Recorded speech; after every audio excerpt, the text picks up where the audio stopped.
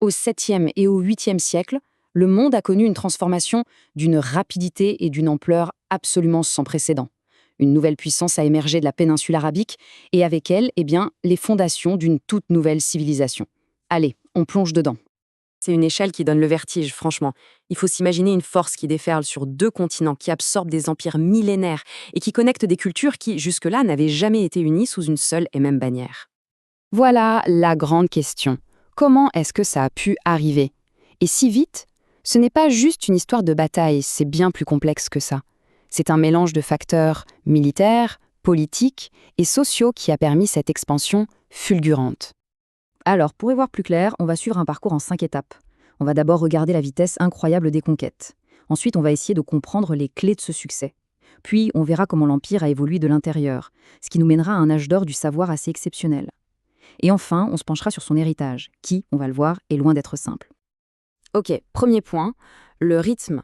Le rythme absolument effréné des événements qui ont suivi la mort du prophète Mahomet. C'est une histoire qui se joue sur plusieurs fronts en même temps. Accrochez-vous. Ce qui est stupéfiant ici, c'est la rapidité. En moins d'une seule génération, la Syrie, la Perse, l'Égypte, des berceaux de civilisation antique tombent. Ensuite, ça continue. L'expansion se poursuit vers l'ouest, à travers l'Afrique du Nord jusqu'en Espagne, et vers l'est jusqu'au cœur de l'Asie centrale, où les armées arabes vont même rencontrer l'Empire chinois. En à peine un siècle, les frontières du monde connu ont été complètement redessinées. Et au cœur de ce nouvel empire, il y a une institution clé, le califat. Il faut bien comprendre que le calife, ce n'est pas juste un roi ou un général. Il est aussi le chef de la communauté des croyants, la Oumma. Cette double casquette, politique et religieuse, a été un élément absolument central pour la cohésion de cet empire naissant. Bon, revenons à notre question. Comment expliquer un succès aussi foudroyant? Ce n'était pas de la magie, c'était plutôt la convergence de facteurs très précis, une sorte de tempête parfaite. On va décortiquer ça. On pourrait tenter de chercher la raison unique, la cause miracle, mais la réalité, elle est beaucoup plus nuancée. C'est vraiment l'interaction de plusieurs éléments qui a créé une dynamique qui était, quasi irrésistible. Ce tableau résume parfaitement cette fameuse tempête parfaite. D'un côté, on a les deux superpuissances de l'époque, Byzance et la Perse, qui sont à genoux après s'être fait la guerre pendant des décennies. En face, une nouvelle force, unifiée, qui utilise des tactiques militaires hyper innovantes, comme cette cavalerie légère ultra rapide qui prend de court les armées traditionnelles. Et pour couronner le tout, des populations locales souvent mécontentes, écrasées d'impôts, qui voient parfois ces nouveaux arrivants comme une alternative préférable. Et cette relative tolérance, elle avait un cadre administratif bien précis, la jizya. En gros, pour les populations chrétiano-juives, payer cet impôt spécial leur permettait de garder leur religion, leurs églises, leurs coutumes. C'était une approche très pragmatique qui a beaucoup facilité la gestion de ces immenses territoires en évitant des révoltes liées à des conversions forcées. Ok, une fois la première phase de conquête passée, l'Empire a dû se transformer. Ce n'était plus seulement une question d'expansion, mais de gouvernance. Et ce changement, il est parfaitement incarné par un déménagement, celui de la capitale. Là, on a un changement fondamental, un vrai avant-après. Sous les Omeyyades, à Damas, on était dans un empire de conquérants, dirigé par une élite arabe. Mais en 750, la révolution abbasside change complètement la donne. Le nouvel empire devient beaucoup plus cosmopolite, plus inclusif. Ce n'est plus seulement l'affaire des Arabes, les Perses et bien d'autres peuples participent pleinement à la construction d'une nouvelle civilisation. L'empire passe de la conquête à la culture. Et le choix de Bagdad, ce n'est vraiment, mais alors vraiment pas un hasard. Construite près de l'ancien cœur de l'Empire perse, cette capitale toute neuve, la Cité de la Paix, a été pensée pour être le centre du monde.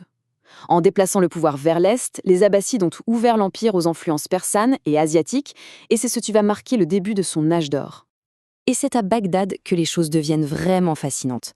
Sous les Abbassides, l'Empire va connaître une explosion intellectuelle et culturelle spectaculaire. C'est une époque où la recherche du savoir était encouragée au plus haut niveau de l'État. Cette phrase, elle résume parfaitement l'état d'esprit de l'époque. Il y avait cette conviction que la sagesse est universelle. Peu importe qu'elle vienne des Grecs, des Perses, des Indiens, si c'est de la connaissance, il faut aller la chercher. Et le processus était assez méthodique. D'abord, on a rassemblé et traduit, massivement, tout le savoir de l'Antiquité, Aristote, Platon, Euclide, tout a été traduit en arabe. Mais, et c'est l'étape cruciale, on ne s'est pas contenté de copier. Les savants de l'Empire, qu'ils soient musulmans, chrétiens ou juifs, ont commenté, critiqué et surtout, ils ont bâti sur ces connaissances pour faire leurs propres découvertes. Et les résultats sont spectaculaires. C'est là que l'algèbre est inventée. En médecine, les livres d'Avicenne deviennent des références en Europe pour des siècles. En philosophie, des penseurs comme Averroès ont permis à l'Occident de redécouvrir Aristote. Et il y a même une innovation technique apprise des Chinois qui a tout changé, le papier, qui a permis une diffusion du savoir comme jamais auparavant. Mais attention, l'histoire de cet empire, ce n'est pas qu'un conte de faits intellectuels.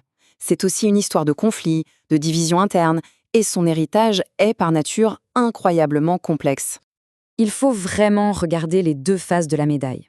D'un côté, oui, l'expansion a été militaire et a entraîné des siècles de rivalité, notamment avec le monde chrétien. L'empire lui-même a fini par se fracturer. Mais de l'autre côté, quel creuset de civilisation!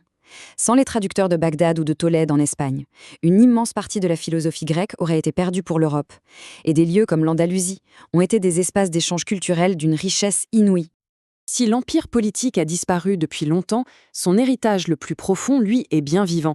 Pour se donner une idée, en 2010, on comptait 1,6 milliard de musulmans dans le monde. C'est presque un quart de l'humanité. Et si on regarde les projections, on voit que cette part continue d'augmenter. Cette histoire, qui a commencé il y a 14 siècles dans le désert, elle est donc loin, très loin d'être terminée. Elle continue de façonner notre monde, aujourd'hui même. C'est la question finale. Des tensions géopolitiques aux échanges culturels, en passant par les débats sur la science et la foi, les échos de cette époque se font encore sentir partout. Comprendre la montée de cet empire, ce n'est pas juste regarder le passé, c'est aussi se donner des clés pour décoder une partie du monde dans lequel on vit.